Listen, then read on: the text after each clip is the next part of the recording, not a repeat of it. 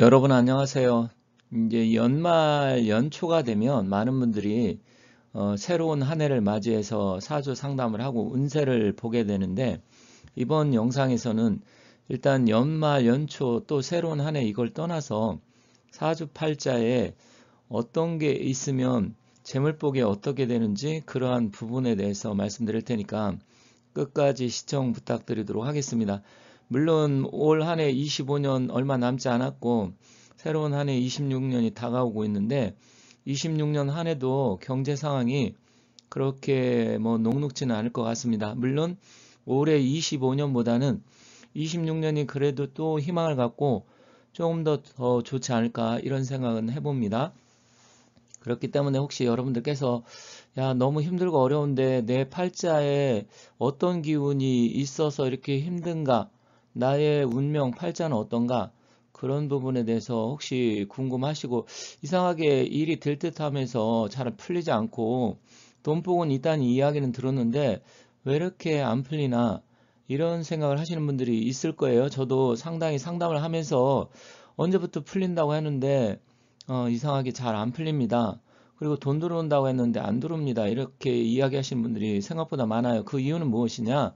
일단 사주팔자의 기운에 문제가 있는 것이 아니고, 지금 아무리 내 팔자의 운기가 좋아도 실제로 이 나라 경제 상황이 모두가 너무 힘들면 그게 좋아지기 힘듭니다. 왜냐면 내 팔자는 사실 개인 하나에만 국한이 되기 때문에 나한테만 영향을 미치지만, 정치나 경제 이런 건 거대한 흐름 속에서 이루어지기 때문에 내가 아무리 내 개인이 팔자가 좋아도 큰 흐름이 나를 누르게 되면, 즉 큰 파도가 오면 작은 파도는 거기에 휩쓸리기 때문에 그런 것입니다. 그 팔자에 문제가 있는 게 아니에요.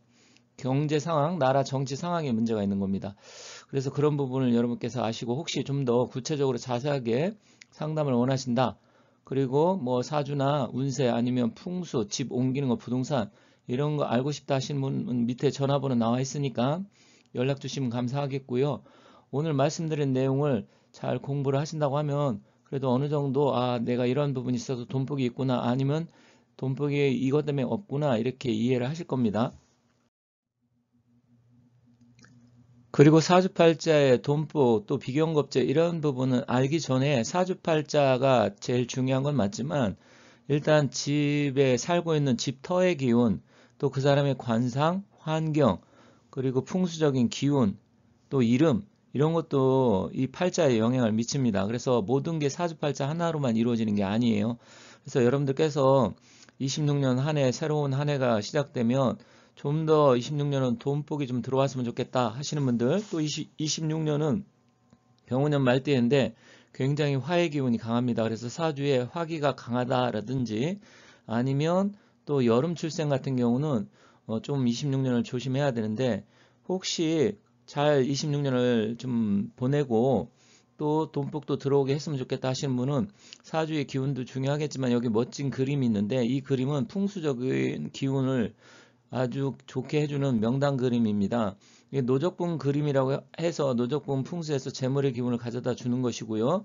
왼쪽 폭포에서 물이 떨어지고 지금 호수에 물이 가득한데, 또 풍수적으로는 이 물이라는 것은 재물의 기운을 가득하게 이렇게 가져다 주는 기운이어서 이런 걸 집안에 소장해 두면 또 26년이라든지 27년 보낼 때 상당한 도움이 되지 않을까 이렇게 생각을 합니다. 그래서 혹시 이 그림이 너무 멋지고 마음에 드시는 분은 여기 밑에 전화번호 나와 있으니까 그림도 역시 고급 액자로 제작해서 보내드리니까 연락 주시면 감사하겠습니다.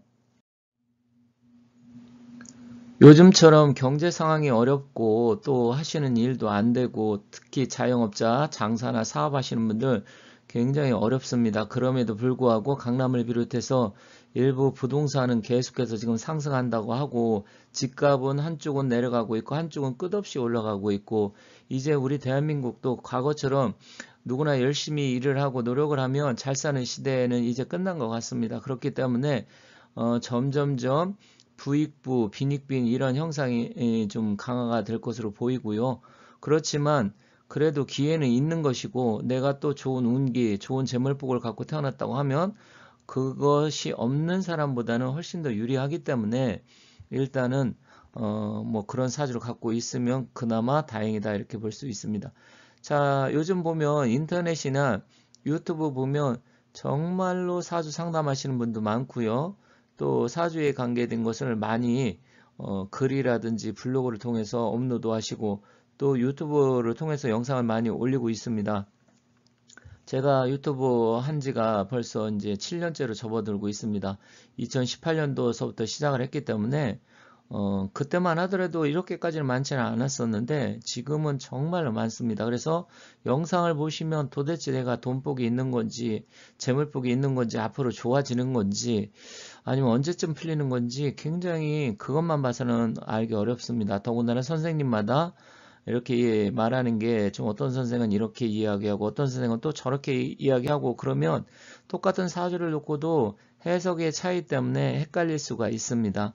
더군다나 요즘은 또 젊은 친구들도 사주를 배워가지고 굉장히 유튜브를 많이 합니다. 하지만 사주는 가급적이면 젊은 사람들한테 상담받는 것보다 그래도 한 50대, 60대, 70대 그만큼 인생을 많이 살아오면서 수많은 사람들을 상담을 하고 경험을 통해서 하신 분들이 더 낫습니다. 왜냐면 20, 30대도 사주 이렇게 공부해갖고 많이 상담도 하고 하는데 아무래도 경험이라든지 깊이에서 떨어지기 때문에 이 사주는 이론만 가지고 일단 젊은 친구들은 뭐 머리도 잘 돌아가고 그렇기 때문에 공부도 또 계속 하는 친구들이기 때문에 사주를 학습을 통해서 배울 수는 있습니다.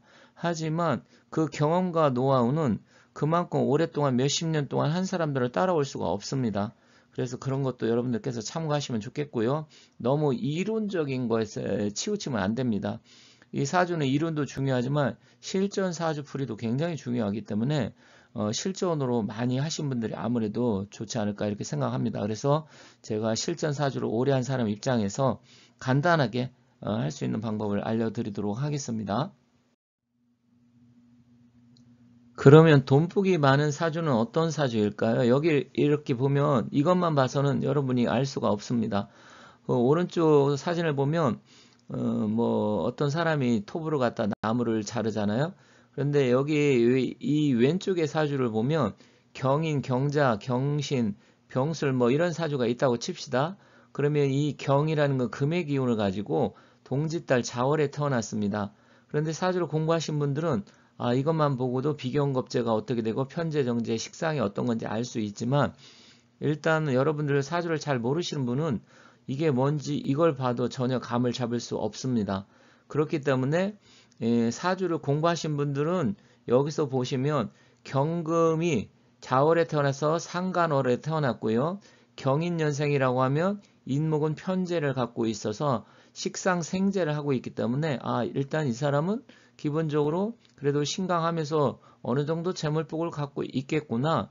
그리고 운의 흐름이 대운의 갑자, 을축, 병인, 정미 뭐 이런 식으로 흘러간다고 하면 대운의 흐름도 일단 초년부터 돈복이 들어와서 초년 운이 어느 정도 좋겠구나 이렇게 쉽게 알 수 있습니다. 하지만 사주를 공부하시지 않으신 분들 뭔가 내가 돈복이 있는 사주인지 궁금해 하시는 분들 입장에서는 이것을 보고서는 이게 돈복이 있는 건지 없는 건지 알 수가 없습니다. 그래서 뒤에 부분을 말씀드리도록 할 테니까 뒤에 부분을 잘 보시면 좋겠습니다. 여기 다시 앞서 말씀드린 것을 다시 한글로 해서 우리가 육친 십성이라고 하는데 한글로 해서 다시 변화를 시킨 겁니다. 이 비견이라는 것은 자기가 태어난 기운이에요. 그래서 만세력을 보면 비견, 겁재 뭐 이런 것들이 있습니다. 그래서 이렇게 비견, 겁재 이런 게 있고요. 여기 지금 연에 보면 편제가 있고 상관 이렇게 있잖아요. 이렇게 비견겁재가 3, 4개 되고요. 이렇게 상관이나 식신이 있고 편제 하나 이렇게 있는 사주들은 일단 재물복, 돈복이 있는 사주다 이렇게 보시면 됩니다. 그러니까 개수로 따지면 비견겁재는 한 3개 정도가 되고요. 그리고 식신이나 상관이 1개 그리고 가급적이면 이 정제보다는 편제가 있는 게 좋습니다. 편제. 정제는 일단 돈복 재물의 기운이긴 하지만 자기가 성실하게 열심히 살아가면서 받는 월급 같은 거예요. 하지만 편제는 정제보다 그 그릇의 크기가 훨씬 더 크고요. 가급적이면 재물복 중에 정제보다는 편제가 좋다. 물론 정제도 뭐 나름대로 메리트가 있고 정제가 있어도 돈복이 있을 수 있습니다만, 그런데 이제 우리가 확률상 그리고 그릇의 크기로 따진다고 하면 이렇게 만세력에 보면 비경겁제, 식신상간막 이런 게 적혀 있는데 다른 거 볼 필요 없이요. 비경겁제가 3, 4개, 그리고 식신상간이 1개, 편제가 1개. 물론 정제가 있어도 가능은 합니다. 하지만 편제가 더 크다. 이렇게 보시면 되겠습니다. 그러면 실제 한번 만세력 한번 보도록 하겠습니다. 여기 사주를 보면 기미, 정묘, 정유 이렇게 되어 있습니다. 이 정화라는 것은 비견을 나타내고요. 그리고 묘월에 태어났으니까 편인. 그렇다고 하면 비견겁제가 이렇게 2개, 3개 이렇게 있습니다. 이 편인도 나무의 기운인데 이 정화, 불을 어떻게 보면 살려주는 역할을 하기 때문에 같이 보시면 됩니다. 그런데 이 일간, 정유 이렇게 되어 있는데 이 아래 보면 편제 이렇게 되어 있고요. 또 연에 보면 식신 이렇게 되어 있습니다. 그래서 이렇게 일간과 비경겁제가 2, 3개 이렇게 있으면서 편제를 깔고 있으면 좀 더 좋고요. 이렇게 식신이 1, 2개 있으면 이런 사주는 일단 돈복이 있는 사주다. 이렇게 보시면 됩니다. 그래서 내가 이것저것 다 모르겠다. 그러면 비경겁제가 3개, 그런데 인성 정인도 뭐 1, 2개 있으면 좋습니다. 그러면 더욱더 모든 게 잘 갖춰져서 좋겠죠. 그리고 편제 하나, 식신이나 상간 1, 2개 이렇게 있으면 이런 형태를 띠고 있다. 그러면 일단 뭐 이렇든 저렇든 다 떠나서 내가 기본적으로 돈복은 갖고 태어났다. 이렇게 보시면 됩니다. 다른 사주로 한번 보도록 하겠습니다. 이 사주는 반대로 돈복이 적을 가능성이 높아요. 왜 그러냐면 여기 일간 비경겁제가 하나밖에 없잖아요. 그런데 연하고 월 보면 정제 편제가 많고 시간에도 정축시가 되는데 편제까지 있어서 지금 비경겁제는 1개인데 보면 편제 정제가 무려 5개, 그리고 식신상간이 또 이렇게 2개가 있잖아요. 그러면 이것을 제다신약이라고 하는데 일반적으로 이렇게 되면 재물운이 불리합니다. 물론 이것도 이제 운기가 정말로 수하고 목의 기운으로 대운으로 오고 또한 수와 목의 기운으로 세운이 들어오면 그때 발복할 수 있습니다. 하지만 이렇게 되면 반대로 몸은 고되고 열심히 살지만 돈 쓸 일이 많아지고 오히려 사기를 당한다든지 아니면 여러 가지 복잡한 건강 문제도 나빠질 수 있고, 그래서 이렇게 정제, 편제 이런 게 오히려 이렇게 많으면 반대로 힘들고 어렵게 살 가능성이 높다.